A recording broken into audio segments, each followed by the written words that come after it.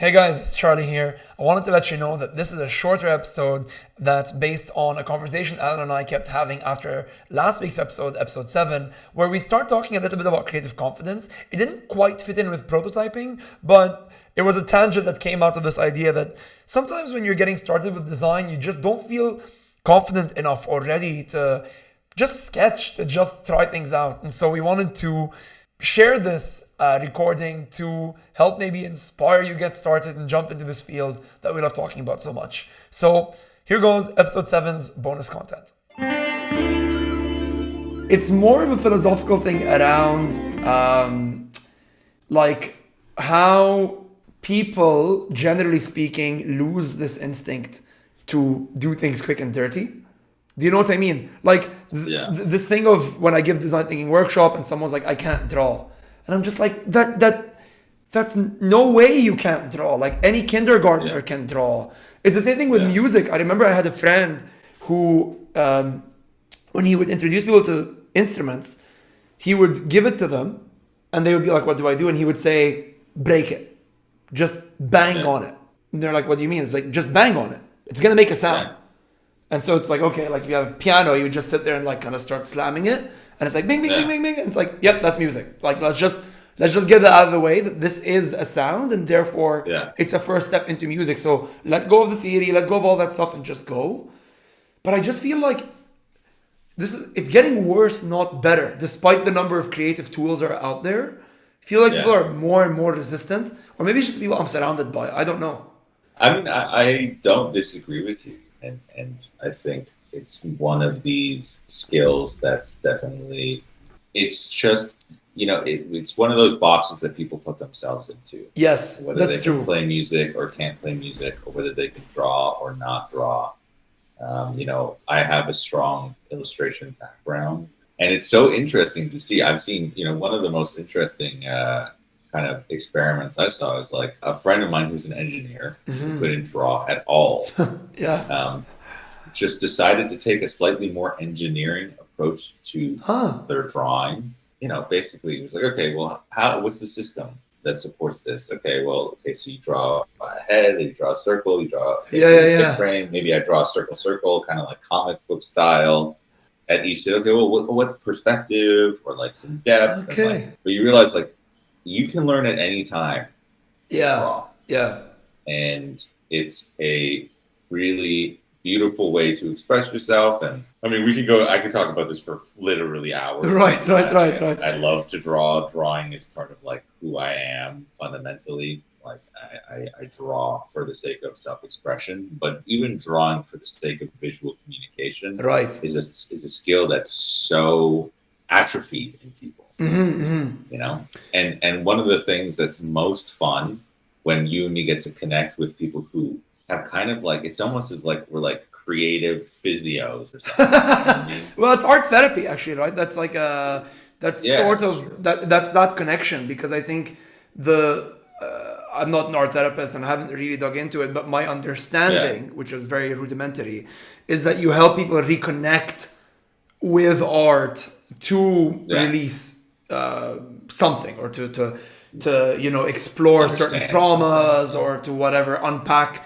certain emotions. And it's like, it's that's not to say that people who are intrinsically creative are actually good at remembering to use art as therapy, because in many cases you end up just using it for professional purposes, right? Like in our case, maybe you went to art school, so I feel like you're much more connected to that part of the equation, whereas I like to draw, and I draw comics, and I do things for my own a little bit, but it's not as much of an instinct. So sometimes I forget, and I end up just thinking of design or drawing as something I do for money.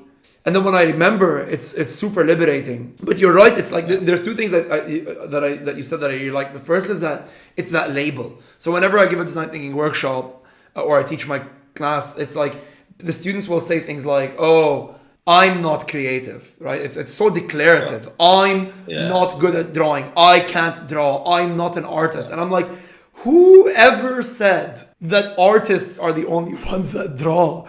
And like, first of all, drawing is actually not inherently creative. Like, this is also something I'd like to challenge. A technical drawing is not creative. When you're just like, trying to, represent a cube on paper, that's not creative. Yeah. That's super technical. Yeah. Just mimicking what you see. Yeah. So it's like writing. Not all writing is creative. When you write an email, that's not creative. You're just communicating. Totally.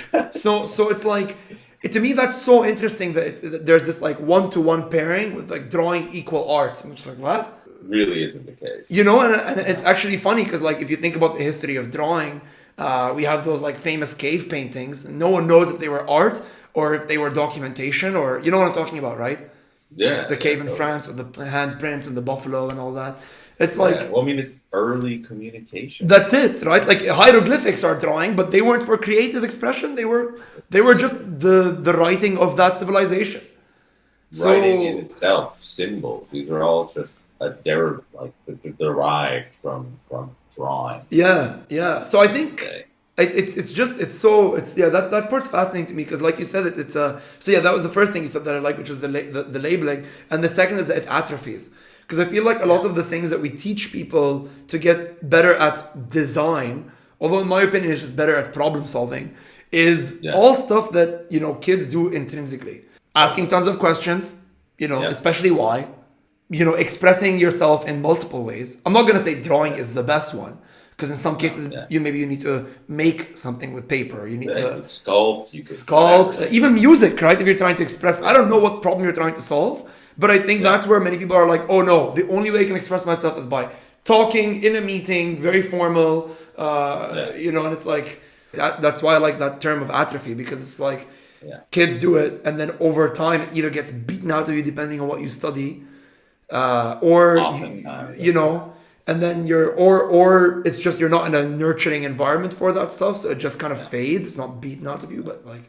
And that's why it's so fun to facilitate these workshops and get to do that with people again, because you reconnect with like the kid in people. Honestly, that's what it is, and it feels silly and fun, and it can even feel like unprofessional or stupid, right? Because we have some concept where like, oh, to be a professional, you have to be over the age of 18, working in a specific type of job. It's like, no, creativity and joy and all of these things that like you connect with as a child are highly valuable, even in a professional context. I think they're highly valuable in life, and just professional context is a byproduct of that. So like I feel like you've probably experienced this. I've experienced this several times where we're in a meeting where there's a whiteboard, and everyone's like blah blah blah blah on the table, and then usually I'll get up and like start like scribbling, and the whole room changes, right? Whether it's someone else like jumps on and joins you,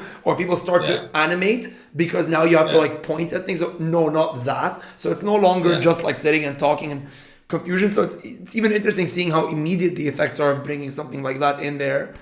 Anyway, I don't know. I just thought this would be a small philosophical tangent, a little bonus. It's super important. Like, we could do a whole episode on drawing. Anyways, homie. All right. Well, for those that heard this part, thank you. And man. So see you later.